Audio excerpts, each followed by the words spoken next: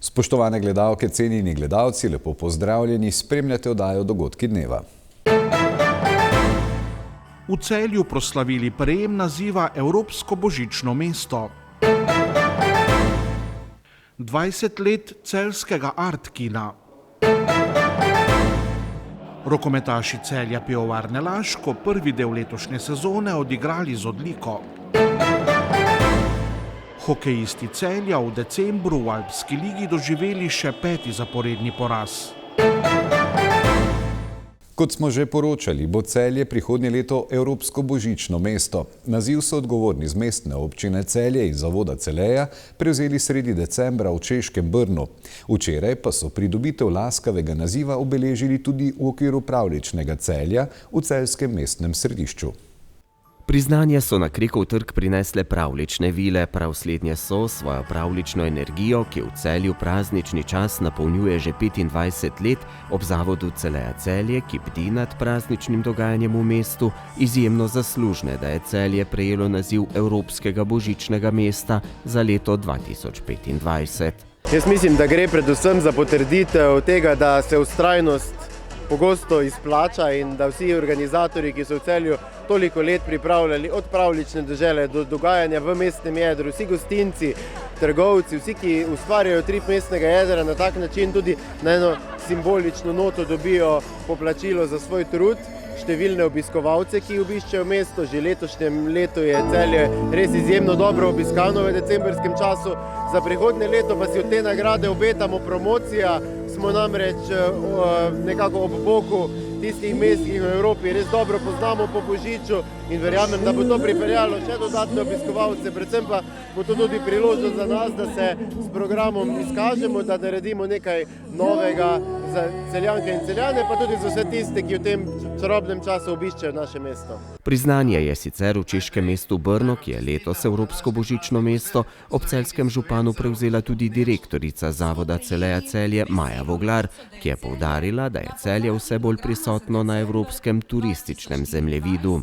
Po eni strani gledamo na to nagrado kot eno lepo priznanje, da delamo dobro, da delamo prav in da gremo v pravo smer. Hkrati pa čutimo eno veliko odgovornost, težo, kako pripraviti programe za naprej še bolj kvalitetne in še več tiste osebne note. Celje postaja z svojo bogato naravno in kulturno dediščino vedno bolj prepoznano. To se seveda vidi tudi v številkah, v število obiskovalcev, ne samo slovenskih turistov, temveč tudi tujih turistov. Nekako podatki kažejo v tem trenutku, da majčkeno presegamo slovensko povprečje. Letos je tako tudi obisk pravljičnega Celja že nadpovprečen. Do zdaj ga je obiskalo več kot 100.000 obiskovalcev, dober obisk pa pričakujejo še vse do Silvestrovega. Tokratnega dogodka o prejemu naziva Evropskega božičnega mesta se je udeležil tudi minister za gospodarstvo, turizem in šport Matjaž Han in pohvalil prizadevanja Celja, ki pomenijo tudi promocijo Slovenije. Vsa mesta v Sloveniji, pa tudi v Evropi, se trudijo pričarati te dneve ob božiču, ob novem letu, da so praznični. In to, da je Celju uspelo, da je, bom rekel, evropski prvak, je velika stvar. In s tem seveda promovira tudi Slovenijo. In Celje je naredil veliko za promocijo Slovenije in upam, da bo tudi Slovenija znala preko raznih zadev pomagati Celju, da Celje postane v bistvu za moje pojme drugo mesto v Sloveniji, ker glavno mesto pač ni, je pa drugo mesto. Praznični četrtkov večer so popestrili še z dodatnim koncertom v živo. Za dobro razpoloženje je skrbela skupina Karneval Band. Celjski art kino letos praznuje 20 let delovanja. Najprej je deloval v prostorih Kina Metropol, zadnjih 5 let pa ga ljubitelji filmske umetnosti najdejo v celjskem domu v prostorih Malega Uniona. Mogoče smo imeli eno srečo pri tem delovanju, da se je takrat začela vzpostavljati art kino mreža v državi, v Sloveniji, katere član smo postali takoj in dobili prek Ministrstva za kulturo neka sredstva, ki smo jih lahko dejansko, da smo imeli lastna sredstva, ki smo jih vložili v delovanje samega kina. Je pa treba poudariti eno stvar, da so takrat bili projektorji na celuloidni trakt oziroma filmi na celuloidni trakt in tudi ta distribucija je bila narejena malo drugače kot danes, ko je predvsem elektronska oziroma digitalna in bilo je treba imeti kar velikega znanja, pa tudi potrpežljivosti, pa dogovarjanja, da smo lahko sploh vzpostavili eno normalno delovanje kina, kot ga so pač gledalci zahtevali oziroma si želeli. Nekje 500 projekcij na leto, pa si lahko gledalci sami izračunajo, tisto si želi, ne. Mogoče je med korono tle se zadeva malo pomanjšala, ampak smo tudi to preživeli, ne. Vedno pa gledam na kino predstavo kot na dogodek, ne.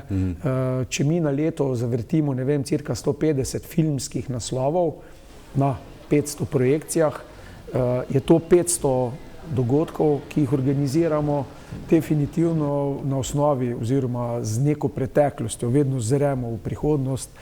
20 let ne pomeni samo 20 let preživetja ali pa delovanja, ampak tudi, bom rekel, 20 let izkušenj, ki so bile, bom rekel, kljub vsemu, kar se je dogajalo, ne, vseeno toliko pozitivne, da še vedno z nekim zanosom zremo v prihodnost.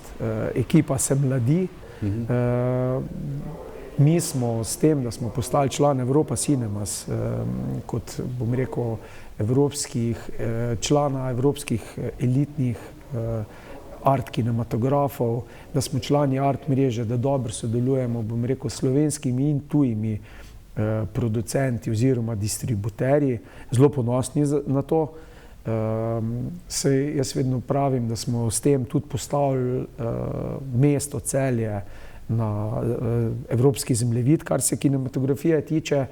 Še vedno pa v nas tli neka želja, iskrica, da bi obudili teden domačega filma. Verjetno je to bolj nostalgična želja, kot pa neka realna prihodnost, ampak pustimo čas v čas.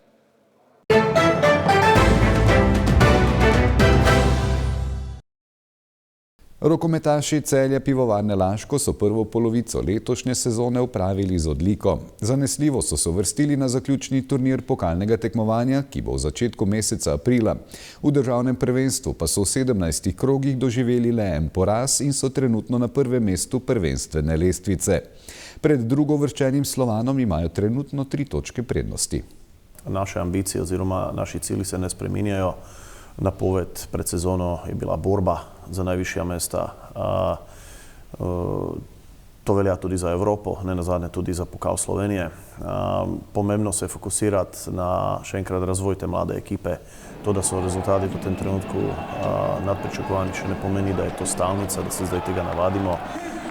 Porazi so sestavni del športa, seveda si želimo zmagovati, vendar moramo ostati trdno na tleh. In tako kot so fanti začeli sezono, s pravim pristopom, zavzetim delom, iz tekme v tekmo, iz mesec v mesec, na koncu bomo pa potem rezumirali, do kam nas je to pripeljalo. V klubu so zelo zadovoljni, da so kljub nekoliko slabšim rezultatom v lanski sezoni sponzorji ostali zvesti klubu. Nekateri so celo povečali svoje vložke. Z optimizmom jih navdaja tudi prebujanje in podpora lokalnega okolja. Ta znesek, s katerim operiramo, če tako rečem, je na nivoju 1,5 milijona.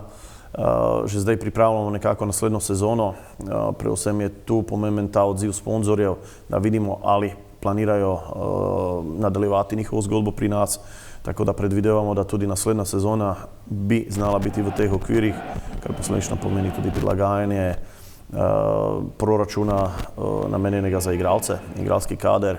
In kot rečeno, lahko smo uspešni v tem kadrovanju, pripeljemo mlade, nadobudne, željne igralce, vendar za doseganje, če tako rečemo, velikih rezultatov v Evropi bo za naprej potrebna investicija oziroma občutnejše investicije, da si lahko pripeljemo še bolj izkušene igralce, nekaj več reprezentantov in da smo lahko tudi v bodoče konkurenčni v Evropi. Benicki je pokomentiral tudi govorice, da naj bi klub v bližnji prihodnosti dobil 2 velika tuja pokrovitelja. Seveda taki pogovori, pa tudi če govorijo za tiste podjetja, ki so bila omenjena, te pogovori seveda tečejo. Kot rečeno, nimamo veliko opcij, oziroma te opcije, kjer bi lahko prišel večji vložek, so jasne. Pogovarjamo se tudi s takšnimi podjetji, v tem trenutku ni nič dokončnega, ni nič tako konkretnega, kot je bilo zapisano. Mi smo se temu nekoliko razveselili, ampak lahko rečem iz pozicije direktorja, da v tem trenutku nismo prišli tako daleč, da bi imeli dogovore v taki obliki. Seveda pa delamo po tej poti, predvsem ta mednarodna podjetja so lahko ena izmed ključev do tega, kako povečati proračun, kako ga prilagoditi prav tem evropskim zahtevam oziroma željam po konkurenčnosti. Kljub odličnemu prvemu delu sezone v klubu ciljev pred nadaljevanjem prvenstva in pokala ne bodo spreminjali. Vse se lahko zelo hitro spremeni v športu, mi se tega zavedamo in tisto, kar ne spreminjajo, so pričakovanja. Ne bi bilo pravično do kluba, ne bi bilo pravično do igralcev. To, da so uspeli doseči teh rezultatov, je še enkrat zahvaljujoč njihovemu delu, ki pa je, rekel, še vedno v nekih povojih. Govorili smo o dolgoročnem ciklu, ki bo zajemal obdobje 3, mogoče 4 sezon. To pomeni kar nekaj teh fantov, na katere računamo tudi v prihodnje. Jih čaka še dolga pot in ne bi bilo pravično govoriti na začetku o borbi, zdaj pa o zahtevku, da moramo biti prvaki. Seveda ta želja mora obstajati, RK Celje mora biti ambiciozen in tudi je, ampak tako kot rečeno na začetku sezone, gledamo samo nase, gremo iz tekme v tekmo, fantje se odlično razvijajo, delajo veliki progres, če bo pa to zadostovalo za naslov državnega prvaka, bo tudi odvisno od konkurence, ki, pravim, ima tudi samo najvišje cilje. Rokometna zveza Slovenije je objavila razpis za organizacijo zaključnega pokalnega turnirja, ki bo v začetku meseca aprila prihodnje leto. V celjskem klubu še niso sprejeli odločitve, ali bodo vložili kandidaturo za organizacijo. S tem vprašanjem smo se spogledovali tudi v prejšnjih sezonah, pa ko se tudi nismo uvrstili, potem to pade v vodo. Letos smo zraven, udeleženci so zelo zanimivi, se pravi tradicionalni Gorenje, zraven pa zelo ambiciozen Slovan. Tako da sigurno je to nekaj, kar imamo na mizi. Čas za samo prijavo je praktično do konca januarja, tako da lahko rečem, da takoj po novem letu se bomo ponovno usedli, dali vse številke na mizo, stopili skupaj in videli, ali je to nekaj, kar ponovno je tudi skladno s to finančno sliko, ki jo imamo. Zavedati se je potrebno, da organizacija takega dogodka v Celju obnaša precej višji strošek, kot mora biti v nekih manjših krajih. Strošek je zelo visok. Trenutna postavitev pokala Slovenije je pa takšna, da organizator krije vse stroške. Lahko bi tudi o tem polemizirali. Osebno smatram, oziroma stališče kluba je, da to ni ustrezen model. Smatramo, da pokal Slovenije pod okriljem Rokometne zveze bi tudi moral biti organiziran iz strani Rokometne zveze, ne pa da breme nosi v celoti ali pa v večinskem delu organizator. Tako da iz tega vidika moramo narediti oceno, da ne bi s tem, čisto direktno povedal, zadolžili klub. V celjskem klubu bodo do konca aktualne sezone morali rešiti vprašanje novega predsednika kluba. Direktorju Miroslavu Benickemu aktualni mandat poteče po sezoni 2025-26. Hokejisti Celja so v regionalni alpski ligi doživeli že 5. zaporedni poraz. Sinoči so v ledeni dvorani z 2-4 klonili proti avstrijski Hokej Unterland Cavaliers. Za Celjane sta zadela Gal Sodja Zalokar in Mark Sawyer. Pred to tekmo so Celjani v decembru najprej klonili proti hrvaškemu Sisku, nato so bili neuspešni na gostovanju v Italiji pri Meranu. Zatem so varovanci Gala Korena v svoji dvorani po podaljšku izgubili proti vodilnemu Celer Eisberenu, nato pa še proti moštvu Ritnerja.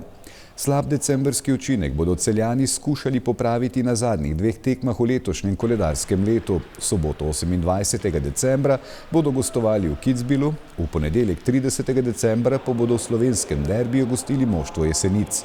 Celjski hokejisti so po 24 odigranih krogih s 30 osvojenimi točkami trenutno na 10. mestu prvenstvene lestvice.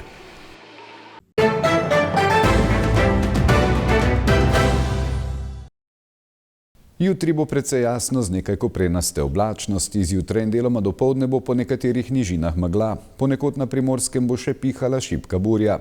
Najnižje jutranje temperature bodo od -8 do -1, ob morju okoli 2, najvišje dnevne od 5 do 8, na Primorskem do 15 stopinj. V nedeljo in ponedeljek se bo nadaljevalo precej jasno vreme, po kotlinah bo zjutraj in dopoldne verjetno nekaj megle. Ponedeljek bo ob morju občasno lahko nekaj nizke oblačnosti, v višjih legah bo precej toplo. To je bil pregled dnevnega dogajanja na Celjskem, spremljali ste oddajo Dogodki dneva. Hvala lepa za pozornost in lep pozdrav do prihodnjič.